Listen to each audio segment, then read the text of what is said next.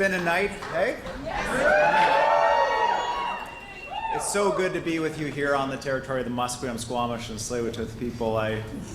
This has been a very, very hard-fought campaign, and we knew that every vote would matter, and that has certainly been the case. And it looks like we're going to have to wait just a little bit longer.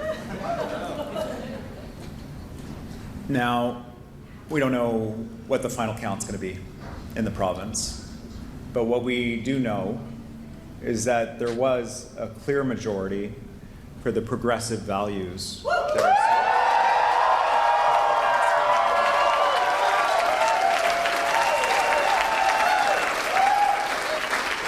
and I take a lot of comfort from that. There was also... Okay, we're going to stop it there and start the show, Brent. Sounds great. Hello, everyone, and thanks for tuning in to PWD Allies podcast. My name is Brent Frain, and I'm the host. I hope today that you're enjoying the hangover, I guess we call it, of the BC election. What an election that was. But we don't know who the government is, Neil. We do not know who the government will be until approximately October 28th. So we're gonna be finding out who's gonna either prop up the government, or is it gonna be a minority government, or is it gonna be a majority government? Is it gonna be BC NDP as a minority, or are they gonna have a majority, or is it gonna be John Rustad with the BC Conservatives? Maybe as a majority or a minority. Either case, is it gonna be the BC Greens again? I mean, deja vu. Yeah. Right? 2017 again, where the BC Greens was the maker of make or break to hold up the government as a CASA agreement with the BC NDP, or are they going to do a CASA agreement with the BC Conservatives, or better yet, maybe the BC Greens may not even want to sign a CASA agreement with either party. They may say, you know what, I'm done with this. And when I say they're done with it, they may not want to make an agreement. They may, no actual CASA agreement. They may work with them, which I'm sure will. And again, when we say CASA, it's Confidence and Supply Agreement. Yeah. That was first done in 2017. And we should say that 2017 was the last, let's say, legitimate election, because really we can say when they had the election in 2020, it was kind of like, it was a COVID election. It almost didn't count as a proper election, right? Yeah, that was a weird election. It was a weird election, so it almost doesn't count. So if you think about it, we've had two elections in a row, really, 2017 and this one, where it's been so tight, and it's basically a repeat of 2017, where now the BC Greens hold the balance of power. Before we get too far into the show, though, Brent, we wanted to play a few highlights of all the leaders. So I'm going to scrub ahead to 350 here, and we'll play that. Sure. Right about here. Agree on these things. We need to support people with the costs of daily life. We need to make life more affordable for British Columbians, and we need to make communities safe for everybody. And we will do these things. And I also tonight spoke with Sonia Furstenau.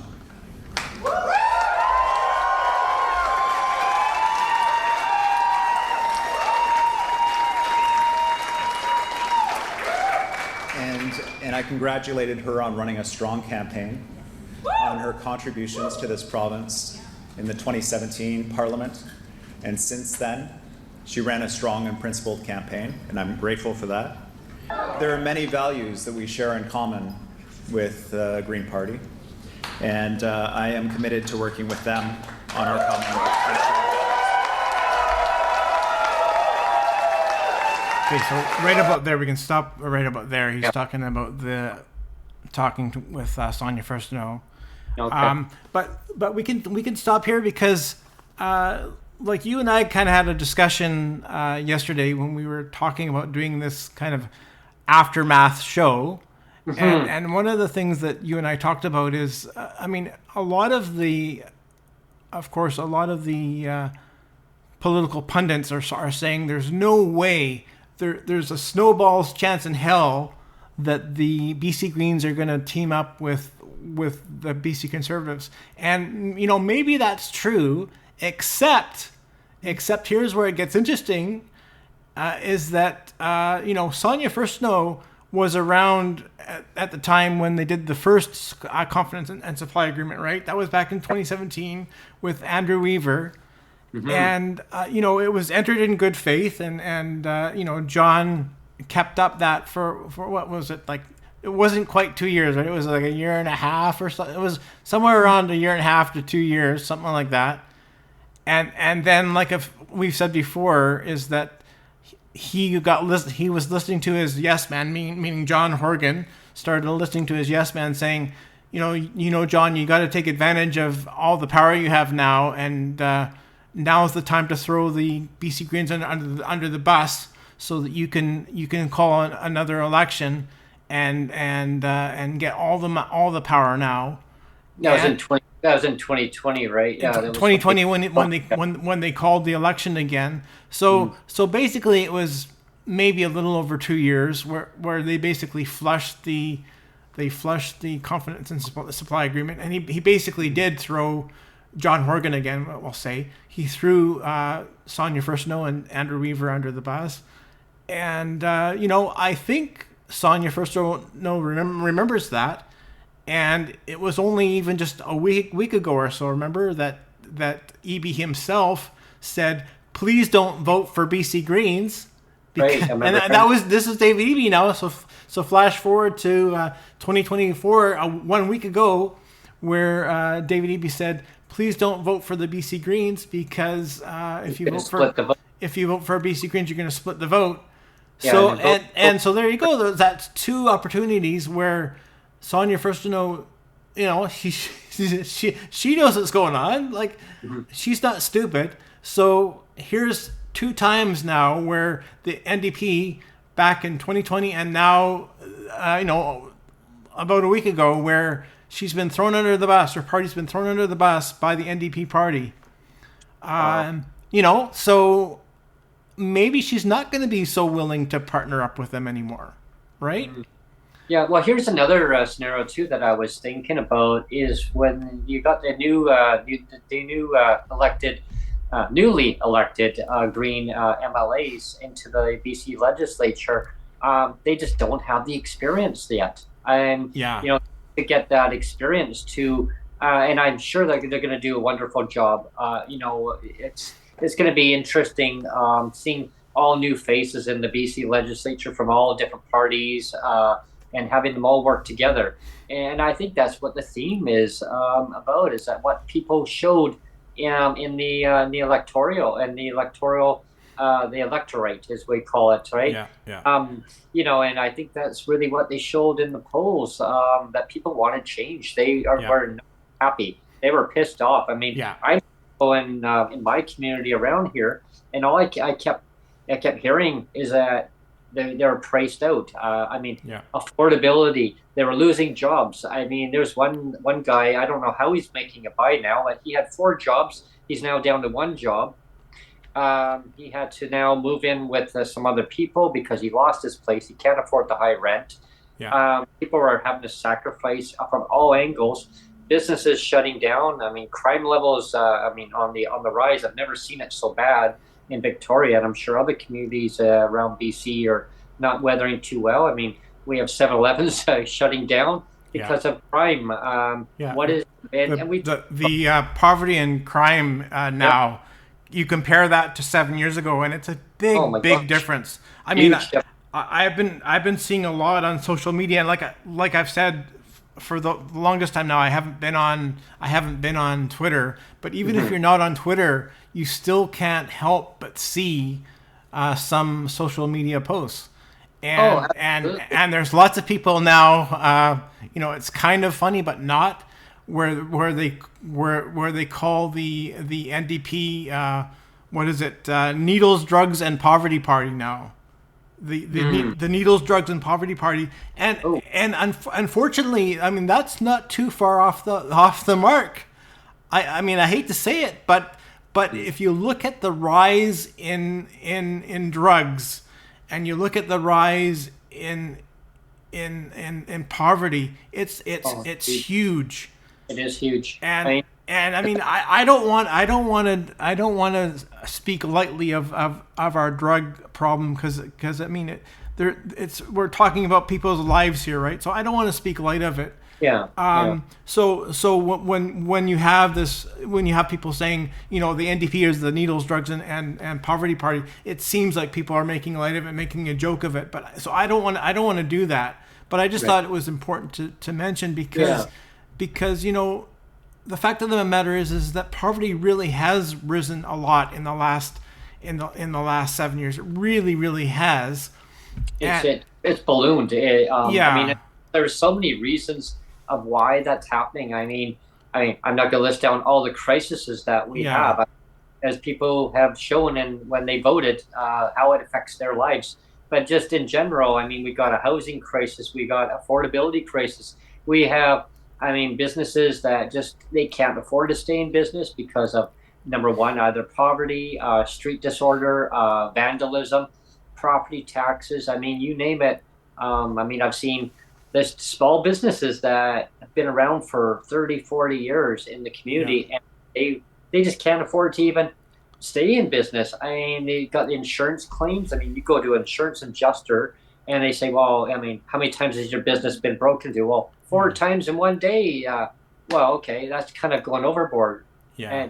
And reality is, what stems from the problem? It's poverty. And there's just a lot of other mental health. Well, and we've already said that that there are direct government policies that the government does that have direct links to the drugs and poverty, and one of those is that the NDP legalized drug possession, right?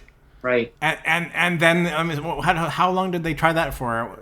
It was almost 2 years, where they're like, let's try this legalizing drug bit, and see how that goes. Well, that was a spectacular failure, right?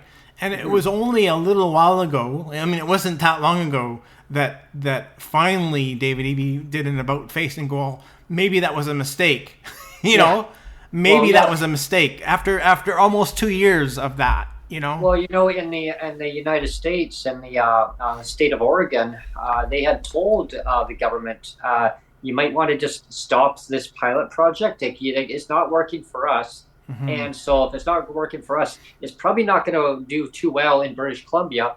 They didn't listen, right, at the time. They just kept on going. Then they realized, this is not working. So let's backtrack it. Yeah. And that's the thing, right? It's like if the Conservatives get in, which some people may want them in, some people may not want them in. That's, I guess, their electoral choice. But if the NDP gets in, what I'm really concerned is which government's going to stay on track of actually focusing on and actually, basically putting an end to the misery of society in general, of having to adapt to what we're seeing on the streets and the disorder. And I don't have the actual right answer to it. Of course, government always says they have the answer to all of these things to solve the problem. They have a ministry called Mental Health and Addictions, right, under the BC NDP. Yeah. Now, like we say, then we got the social development and poverty reduction. So, and then we got the housing. Everything's all interrelated. Like all the ministries, they need to communicate together and find a solution, and then they pass it on to the municipalities. Well, the municipalities can only deal with so much, right? And they say, well, we don't have housing. It's up to the provincial or it's up to the federal government to give us transfer payments to the to government. So, I see the whole domino effect, and it's really like the house of cards. And it's just boom, boom, boom. They're all coming. Yeah, and Brent, because I'm such an awesome producer, and we're doing everything kind of on the fly, I've realized that I've kind of left David Eby in pause mode here, Oh. and we're still in a small screen, a small window on this side, and so that's what people have been watching. We'll get back to you, David, right away. Yeah. Here. So it's like I said, it's because I'm such an awesome producer that I've done this. But so I just wanted to finish off with David's clip because we wanted to scrub to the last thing that he says. Okay. And it's 7:40. So let's scrub ahead to that. In strong and safe communities with a strong economy, leading the way not just in Canada but in North America to a clean economy, ensuring that we're doing it in partnership with Indigenous people. We're fighting hate and racism and division. Thank you, my friends. We couldn't have done it without you. And Thank you, my friends. Thank you, my friends. We couldn't have done it without you. I hate when they do that. Thank you, my friends.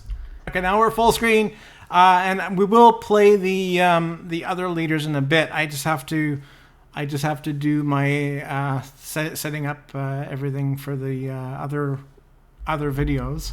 Yeah. But yeah, I don't know where you want to.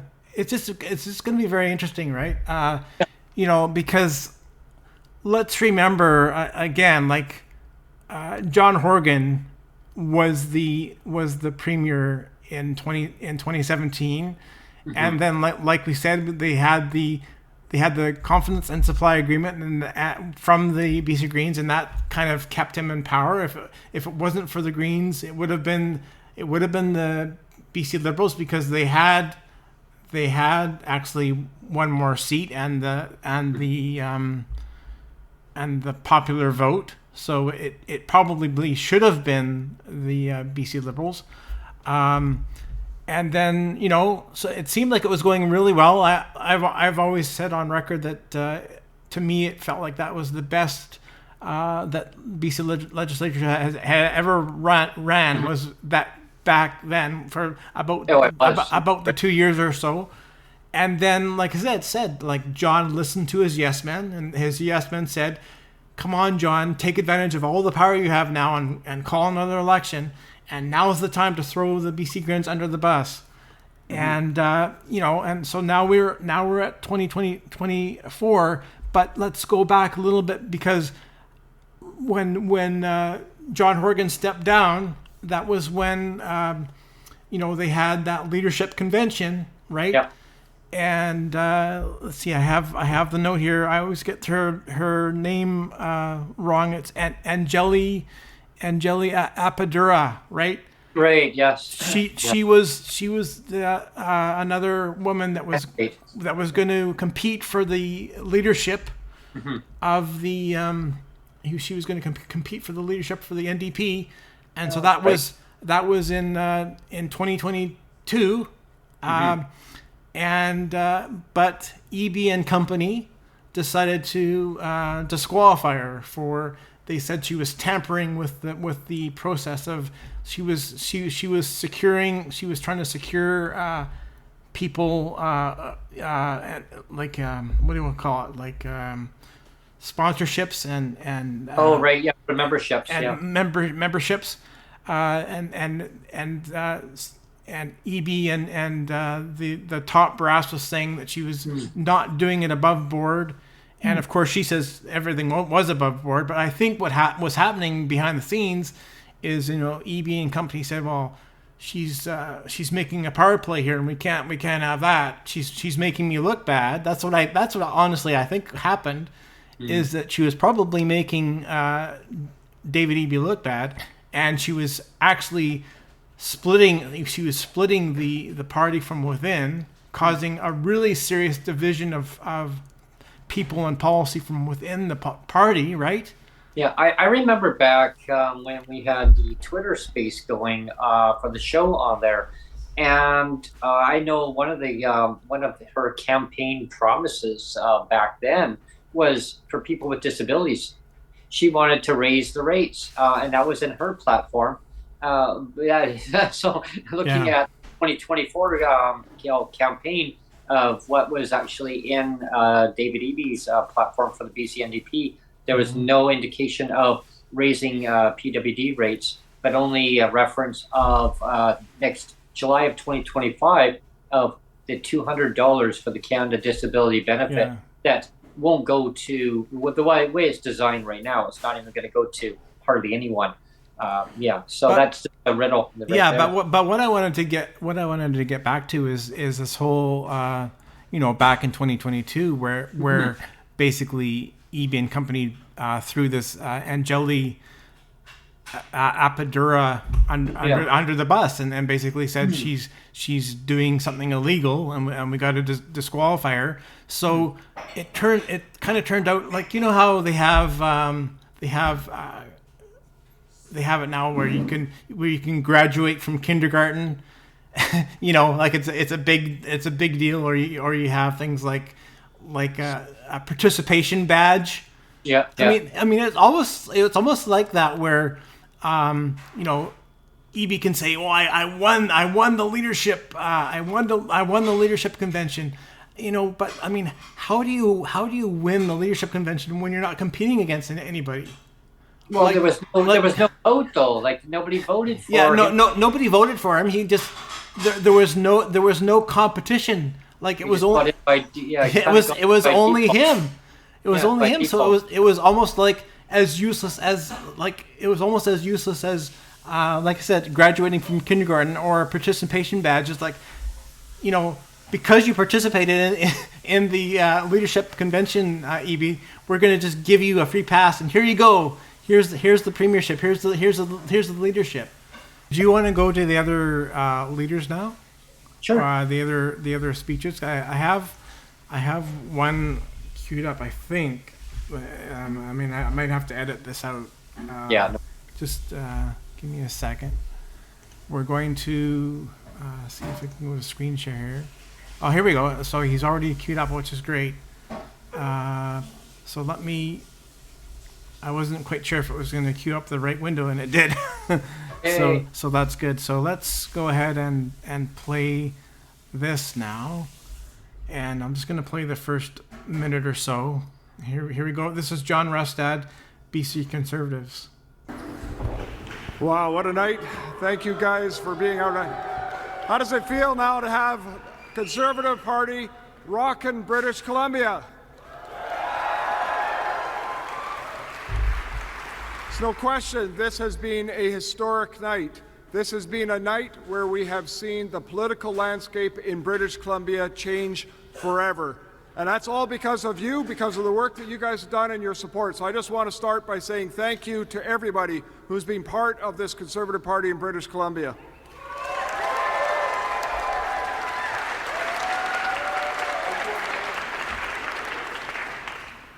When I was first asked to consider taking on the leadership of the Conservative Party, I did question. I said, wait a second here. This party is at 2% in the polls. It hasn't elected anybody in almost 50 years. It hasn't formed a government in almost 100 years. But I looked at it, and in particular, I started going around the province, just jumping in my car, driving around with my chief of staff, and we would go and start meeting with a few people. And we'd have a couple of people in here, maybe 4 people over there, maybe a dozen people in another community. And everywhere we went, we heard the same thing. People were hungry for common sense change in British Columbia. I think we can stop it there. Hungry for common sense change in British Columbia. So we'll just stop it there. We are going to scrub forward to another spot here. Mm-hmm. There's a couple of... So there's also for him... I'm going to scrub ahead to 4 minutes. So let's do that now. So again, bear with me here. This is high tech. They could see the damage that was being done, but I bet you this, and I'll say this right now, that if we have the unfortunate situation of David Eby being in a minority government, he will not do a single thing that he has promised. And that is something I'm almost guaranteed. And as the Conservative Party of British Columbia, if we're in that situation, we are going to make it as difficult as possible for this NDP to do any more destruction of this province. Any more destruction of this province.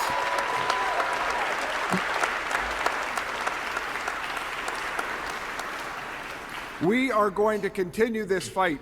We are going to continue this fight over the next days, over the next weeks, over the next months. If we have that honor of forming government, I can tell you something, we still are not going to give up. We're going to fight every single day to try to make sure that we do everything we can to improve the lives of people in this province. People are counting on us. People are counting on the hope, on the opportunity, on the vision of what can be a British Columbia, a prosperous British Columbia, not one, quite frankly, that is in a welfare state that it is today. That is what we are going to continue to fight on as the Conservative Party of British Columbia, certainly now and over the years to come. And Okay, let's just stop it there, because I think that's pretty good. It was an interesting comment about the welfare state there.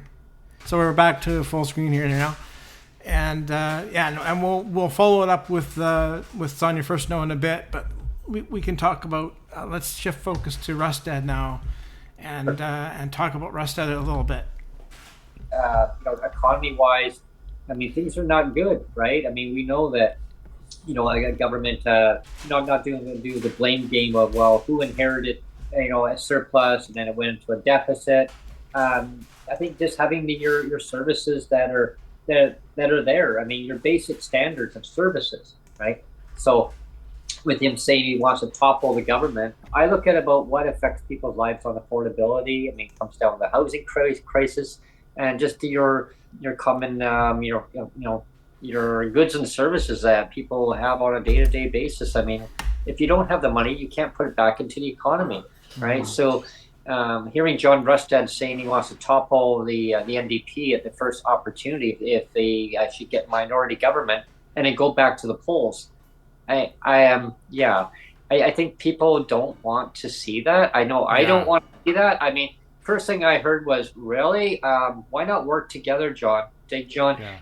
Work with the NDP, work with the Greens, work together. I think that's what people want. And I otherwise it's like first past the post system. I'm just going to be really interested to see what the Greens do, actually, because like we said almost at the beginning of the show, is that Sonia Furstenau knows what John Horgan did back in 2017, throwing BC Greens under the bus. She knows what Eby did about a week ago, saying, please don't vote BC Green. So she knows that, right? So you kind of have to wonder, what is the BC Green strategy going forward? Or are they really going to throw support behind the BC NDP, or are they going to just go and say, you know what? I want you to struggle a little bit, and we'll only support you vote by vote. I kind of wonder, because rather than signing a CASA agreement, you just go by just kind of see how things go, right? You kind of wonder because I can see Sonia Furstenau go, well, you had your chances, and you kind of blew it. It's kind of like a spurned lover, right? You can only kind of do that once. You can only kind of screw up once, and then your partners are going to say, you know what? You screwed up not once but twice, and I don't want to trust you for a third time. I'm done. I can kind of see Sonia Furstenau saying that and doing that, and saying from now on, we're going to make you struggle, and let's just go vote by vote basis. Because I don't want to throw my support on you, David Eby. Or even the Conservatives, the same thing, because in Sonia Furstenau in the BC Greens platform in British Columbia here, she was the only person for the leader, for the BC Greens that actually has something in her platform about affordability for persons with disabilities. The other parties, there was nothing in there. But let's go to Sonia now, because especially the second clip is very emotional. But we'll start with her opening here. So we'll go back to screen share, and let's see. Okay, I got her full screen, so that's good. We're gonna play the clip of Sonia Furstenau from the BC Greens Party. It's playing right now.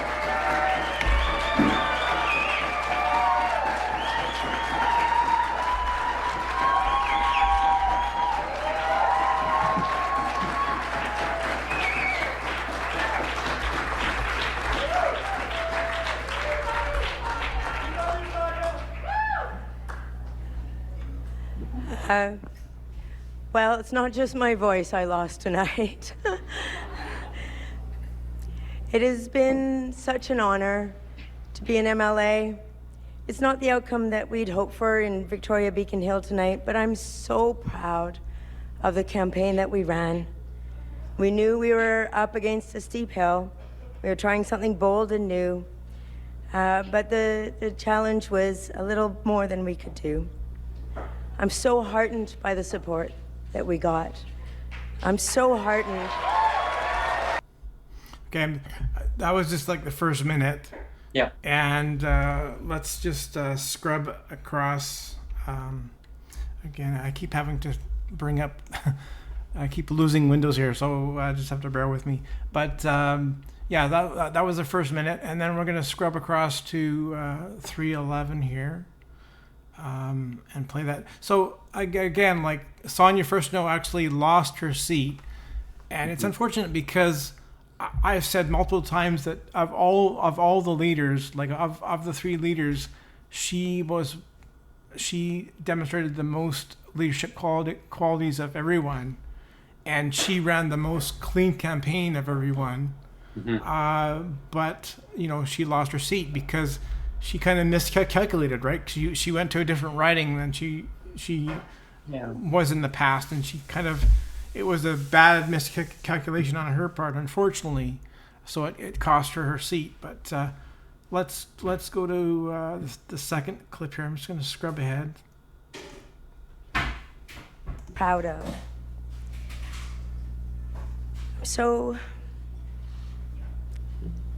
it does appear that the Greens are still going to play a pretty pivotal role in the BC legislature.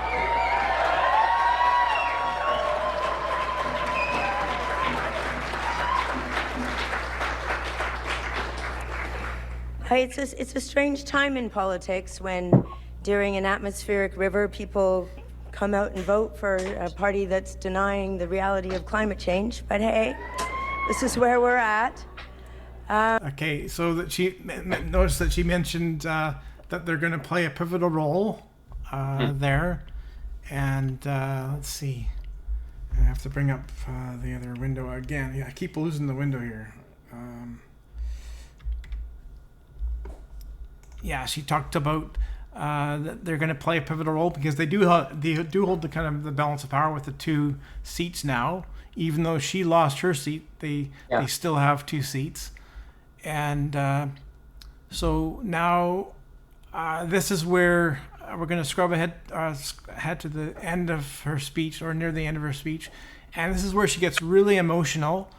And I think it's a good clip to end on because it does show you, the emotion of politics, and like none better than this little clip here coming up here. So we're just gonna play this.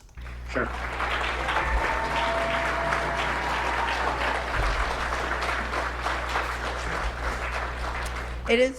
We were an oasis in that legislature. We always had joy. We'd come back to the little caucus room amidst all of this nonsense happening in that legislature, and we always had joy every time. Thank you for everything you've done for BC and for the Greens. Your work is going to continue. There's so much more work to do. To Adam, where are you, Adam? I can't see you. Adam.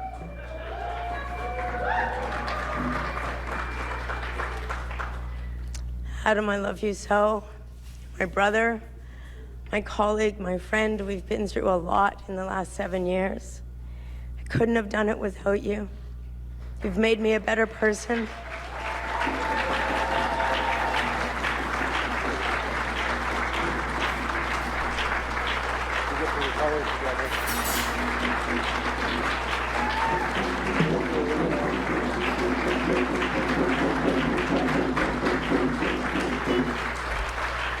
Adam and I are both going to enjoy very much spending time with our families who we miss. And I'm going to enjoy spending time with my new grandchild who is arriving in a month. And speaking of families, okay, we can stop. family We can is stop the most. there. Yeah. But you can see with that clip. And let me just pull up the window again here, Brent. We're gonna switch it back, full screen again. But yeah, so that just shows you the raw emotion of. I mean, that was really like on full display there, right? She was holding back the tears, very emotional, and I mean, I watched that clip for the first time, and I was holding back to my own tears. You know, it was very, very, very raw, very real. So yeah, you really feel for her, big time. Yeah. Yeah, I remember on the election night watching her speech and listening very carefully. Sonia Furstenau really gave a very very good campaign. I mean, she put everything into her campaign. For people who maybe they're not fans of Sonia Furstenau or David Eby or John Rustad, or any party, they didn't get out and vote at all. They'll say, well, it's all the same. I mean, regardless of their political stripes, of whoever whichever party that person wants to vote for. I mean, I think we all must agree that, I mean, giving really good speeches and putting your all into into the campaign and to what you believe in, it really shows the character of the person. And Sonia Furstenau did put her all into that campaign. You're right. I mean, it was a long shot of reaching. Sonia Furstenau running into the Victoria Beacon Hill. And I knew right from the start. I thought, well, when I heard that Sonia Furstenau was going to run in the Victoria Beacon Hill, I thought, well, that's a big chance. That's a huge chance that she's willing to take. And I thought that's pretty risky. But I thought, you know what? I mean, if that's what she wants to do, then hey, more power to her, right? Because I mean, when people probably wonder, well, why would she do that? So Elections BC changed the electoral boundary. And it's not the political parties that have any influence on that boundary. It's the Elections BC who does change those boundaries from every so often. Over so many years, they'll start changing things up. And why do they do that? I have no clue. It might be having something to do with like population growth in areas. Probably that's why they do it. But yeah. Most likely. And so I think Sonia Furstenau looked at a safe riding that she was running in Cowichan Valley in British Columbia, which Cowichan Valley is on Vancouver Island, just so people wonder where Cowichan Valley is. It covers a huge area. I mean, Cowichan Valley, you got Duncan, you got Shawnigan Lake, you got a whole bunch of areas. And when they changed these boundaries, I think it was saying, well, maybe it's a good idea for me now to move to where her family is. I mean, Sonia Furstenau's family is in Victoria.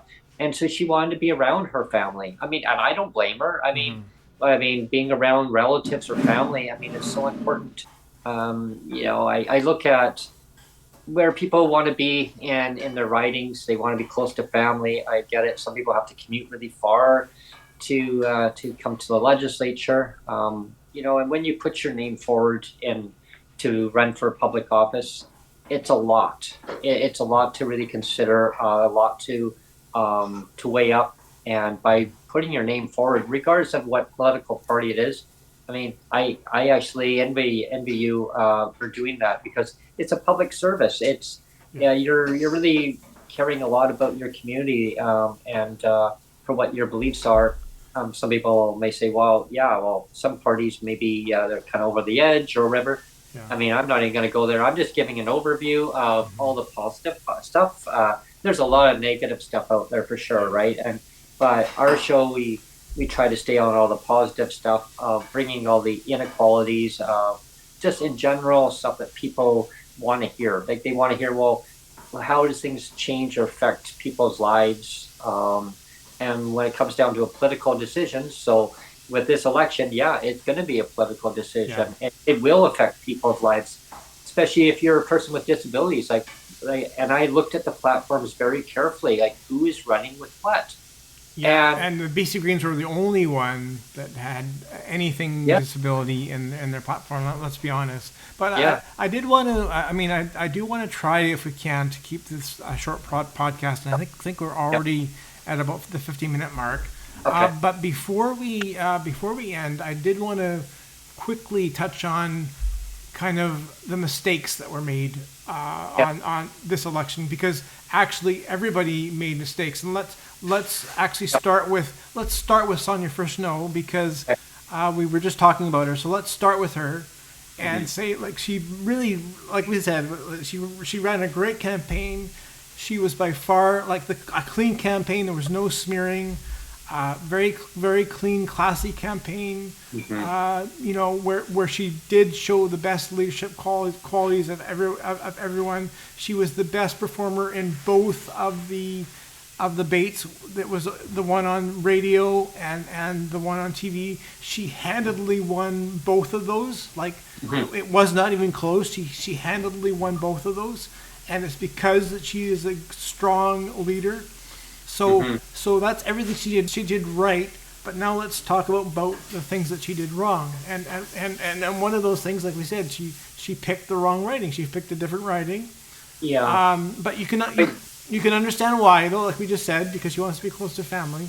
But the other big thing she did wrong was, the BC Greens did not run a full slate of candidates.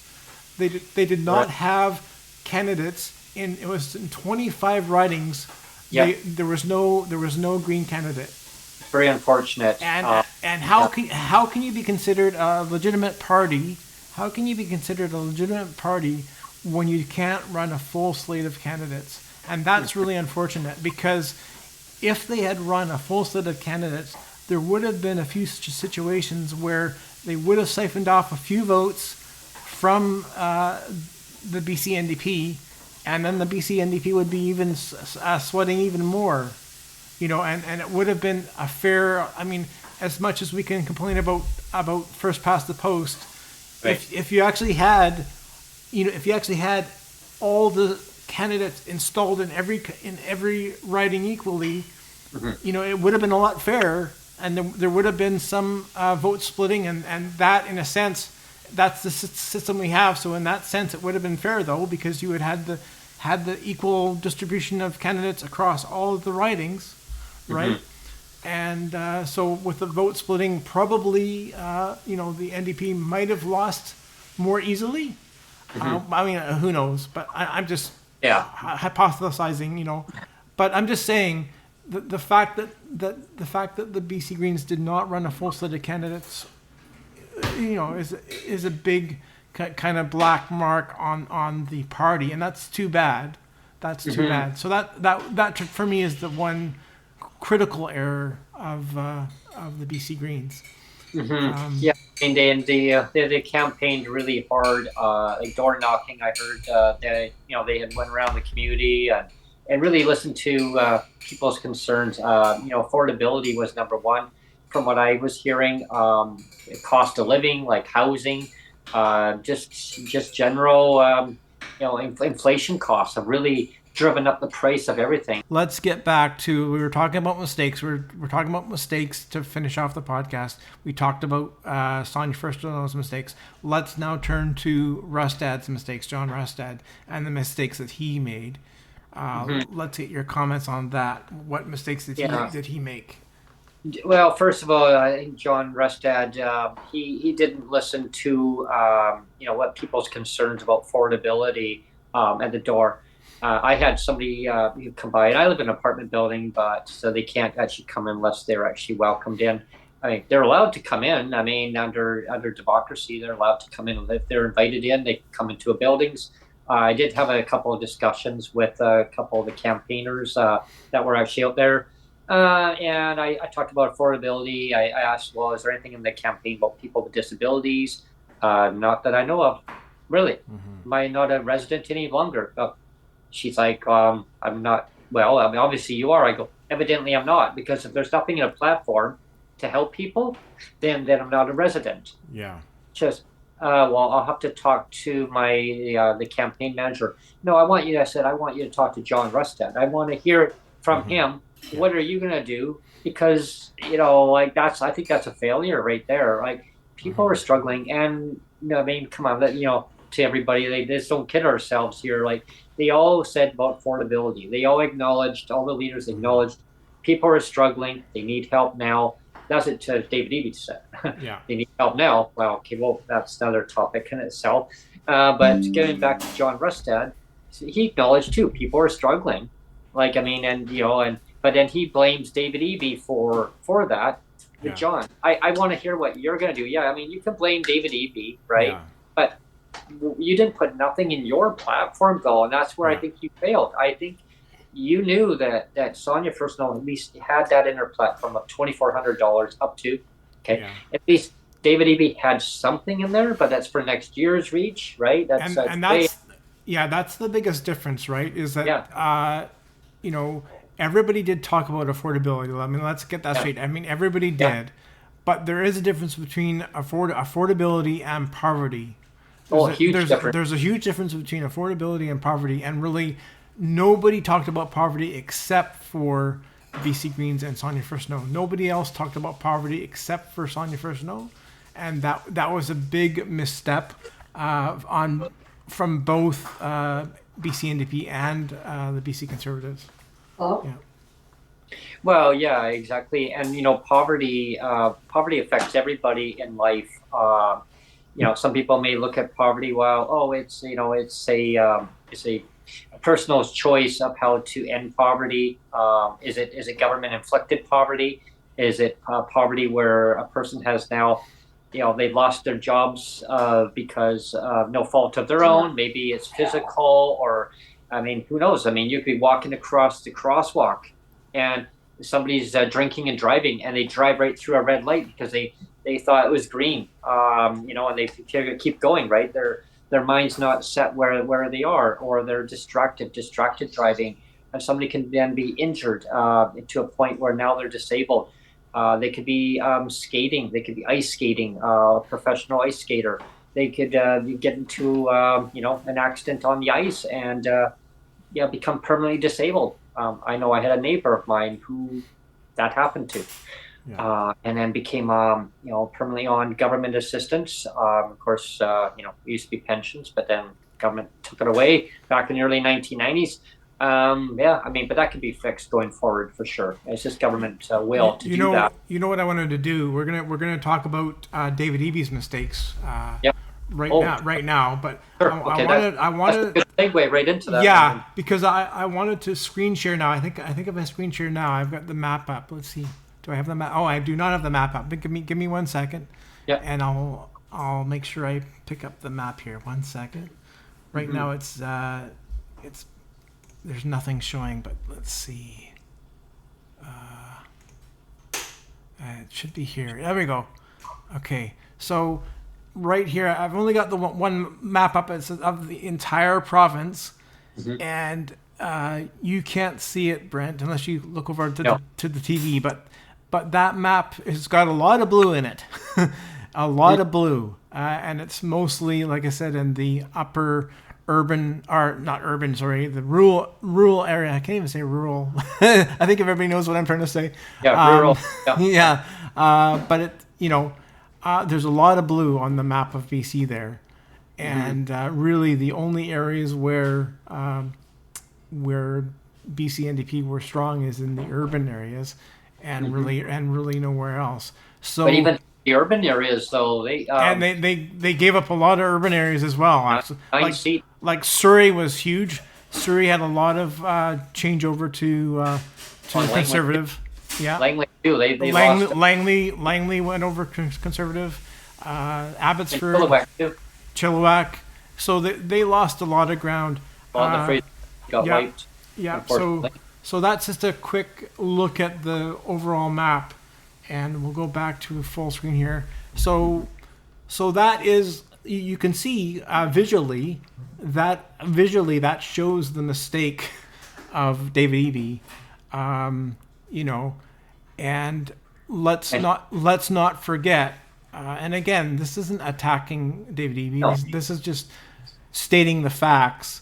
Is that David Eby went into the, well, let's just even back up even further. He inherited the role of premier because he had no competition. He disqualified the competition, like we said earlier. He disqualified the competition of this Anjali Appadurai.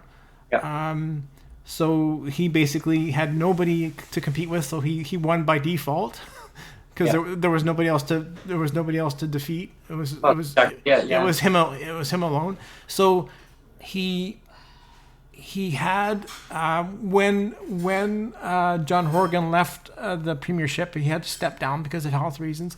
When he left the province with, it was a $6 billion surplus. $6 billion surplus, and in 2 short years, a little bit less than 2 short years, so under 2 years, Eby has ballooned up the deficit to it's $9 billion now. So he's basically blown through, in under 2 years, he's blown through $15 billion. Oh, $15 billion in under 2 years. Now, how incompetent do you have to be? And again, this is not an attack on David Eby. I'm just stating the facts. But how incompetent do you have to be to blow through $15 billion in under 2 years? And let's remind people, this is without any raises to the PWD. Yeah, except last year, $125, but it only went to some PWD, not all. Right. That was 2023, but this year... So they kind of went halvesies on it, yeah. Yeah, but this year, the cost of living is way up there, right? Mm-hmm. And the highest rent increase that we've had since, oh my gosh, going probably 2019, 18, 19, I don't know, like the rates were higher. But now we got cost of living, everyone can agree. I mean, I see so many people on social media, Neil, asking for help, like food bank. Food banks are closing, like leaving people behind. They don't have enough on their shelves to help people. You go to the grocery stores. I see them at the grocery stores, people putting stuff back on the shelf from their buggy, back on the shelf saying, I can't afford that. Yeah. And just in the streets, I mean, you see around, people are being very choosy of what they're buying. They're buying no-name products because they can't afford the actual brand name products. Looking at deals like 2-for-1 deals, if you're lucky, you can even find those anymore. But or a certain percentage off. Or they cut back on meals because I mean, the cost of living's high, but the government chose not to. And I use that word very, very carefully. They chose not to increase the rates this year. Purposeful. Yeah. Purposely. Yeah. And accidentally on purpose, like we always say. Yeah. Accidentally on purpose. Yeah. So let's again focus on the mistakes that Eby made, and we already showed the map that's all blue, and so he entered the election with this huge war chest, and he spent every cent of it on all these campaigns and on all this campaign, and it was a very personal smear campaign. Let's say that too. It was a very purposeful, attack-oriented smear campaign. He didn't run on his record. He ran on trying to smear, John Rustad. That's what it was, and and that's what I didn't like, and I don't like the leadership that Eby shows. I mean, that's my personal opinion, but I just do not like the leadership that Eby shows. If I'm not saying that Rustad's a great leader either, but I mean, if you just look at the way Eby carried himself during the debates, and more so on the TV debate, he really did look like a little bit of a spoiled child there, right? I mean, if he did like free frames, and he's just like sitting there like, how dare you be talking right now? Like, I should be the one that's interrupting, kind of like that. And it just it rubs me the wrong way, like he's not a very humble man. He's got to learn how to eat humble pie. And even even in his speech, which ran at the beginning of the show, I mean, you could see how defeated he was. But I know. he was hugely defeated. Like you could read his body language in his face and everything. But even at that, like at a very low point where he's got to admit, like, I screwed up. I mean, you didn't. Well, he even said that in his speech, though. He in other words, like, he realized that, like, this is not the result that we were expecting, and we must do better. But I mean, there's that word again. Must be better. Yeah, but even that though wasn't as much humble pie as I wanted to hear from him. You know what I mean? Yeah. Like he admitted it, but I wanted to hear more. I wanted to hear more of, like, man, you know what? I shouldn't have run a smear campaign. I should have ran on my own record of the things that we did and did not do. I should have done that. I should have run on my own record rather than smearing somebody. You know, that's what I want to see. I want to see more humble pie from Eby. I really do. I really do. More, on basically the accomplishments that he had came about with, and the issue is that he keeps saying, well, we must do better. The results are this way, that way, and obviously he made all the promises during the campaign, but when they were in government, why didn't they deliver on the promises? And I think that's why people then said in the electoral time, hey, we're going to take this out on the NDP. They didn't deliver. I mean, again, like we showed the speeches at the beginning, like like we said, and if you compare Eby's, and again, he was defeated, you can tell by his face and his body language and all that stuff, but if you compare what he said and how he acted versus Sonia Furstenau, I mean, I don't expect Eby to cry. I don't expect tears from David Eby. Right. But I mean, let's contrast. I mean, like, Eby was just there, like, sort of saying the bare minimum, and Sonia on the other hand was just letting it all hang out. Like, tears were flowing, the emotions were high. It was very raw and honest, and it's like, wow, and it catches you in the feels. Like, it catches you in the feels. Like, I was tearing up. Like, me too. I was tearing up when like, because every word that she says, you resonate with it, right? And when David Eby says something, it doesn't resonate with me. It doesn't. Like, I don't believe the guy. I don't.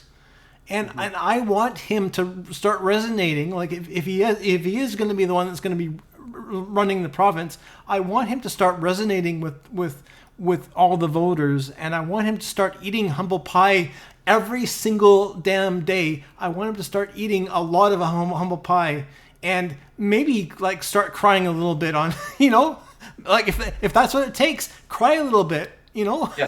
But I mean, just contrast the two. I mean, so stark difference between what Eby did and what Sonia Furstenau did.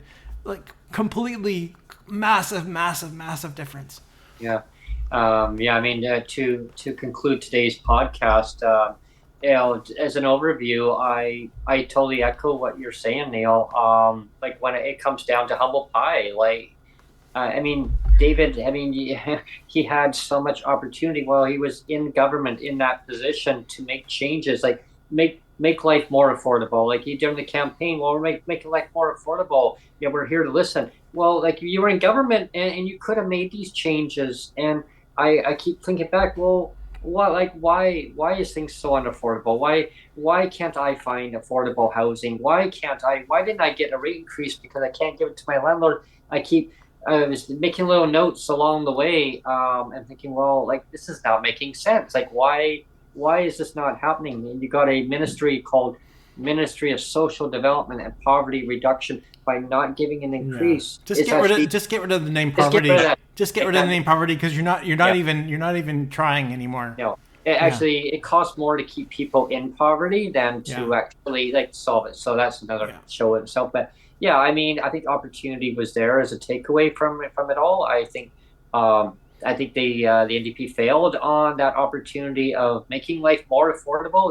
They made great promises, and yes, I mean, absolutely. And he lost 9 seats. He lost 9 seats because and so that should be humble pie for him right there. Again, people around me, I have other relatives, and I'm just not going to say who they voted for, but they didn't vote for the NDP. Yeah. They wanted to.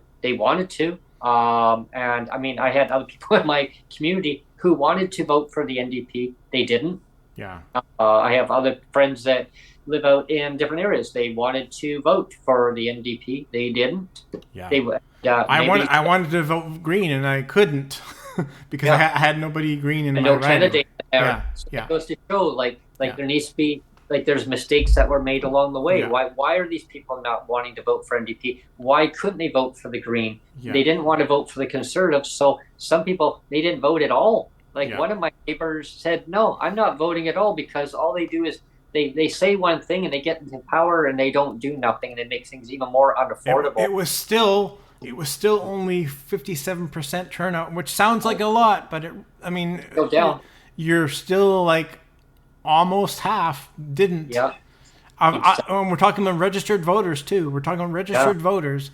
Over half of, a little bit under half of registered voters did not vote, and that is kind of sad.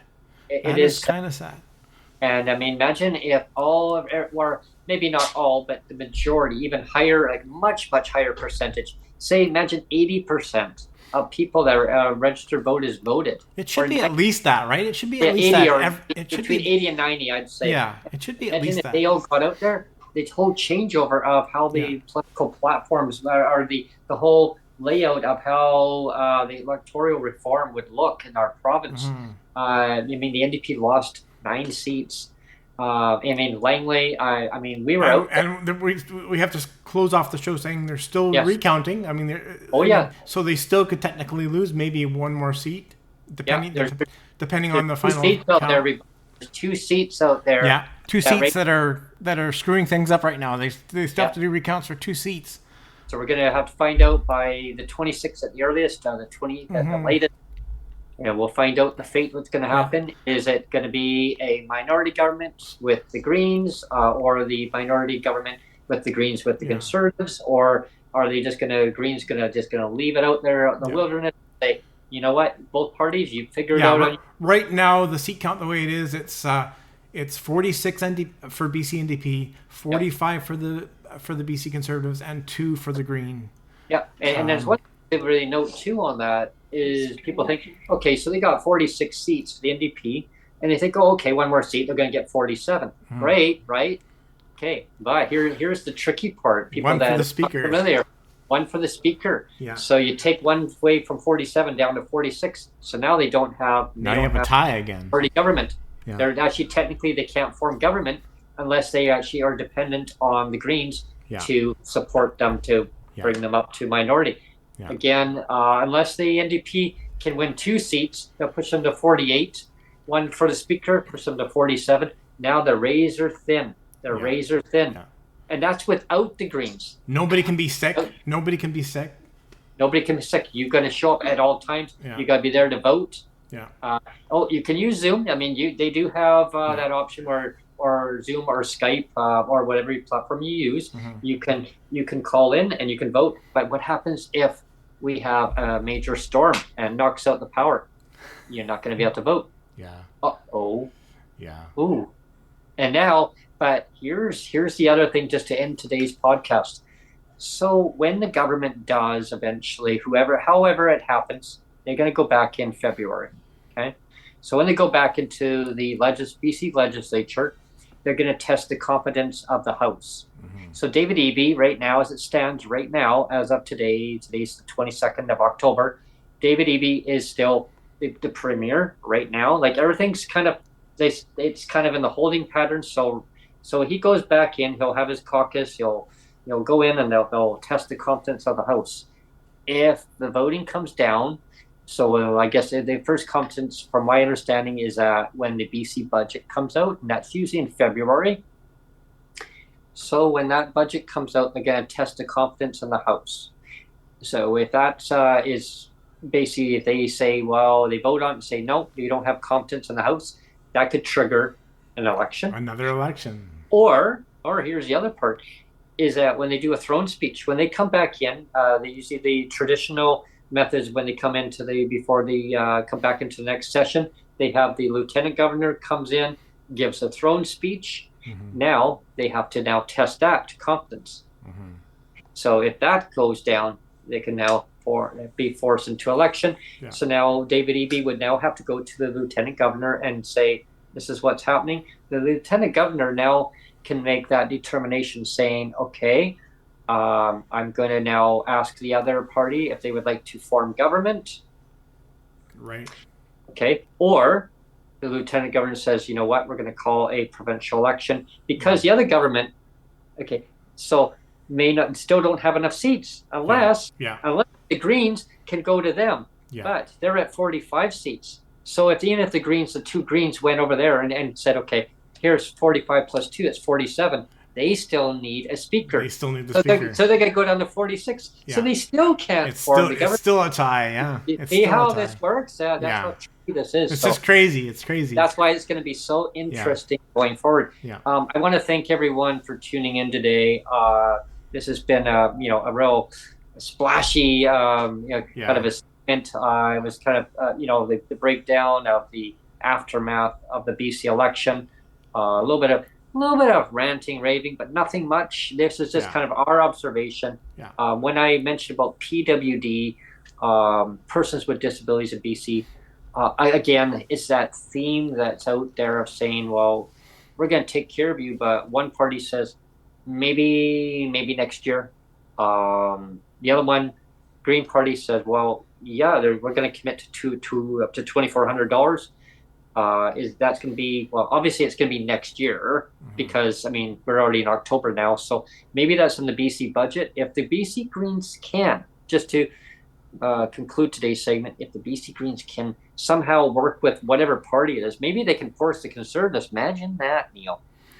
Yeah. BC Greens force the Conservatives, and the BC Conservatives will be kicking and screaming and biting and hollering and scratching. Right. I mean, and screaming at like little children in the corner. No, Sonia, don't. It'll be really interesting to see what happens. It'd be like Sonia be telling the two new candidates, force them to do this.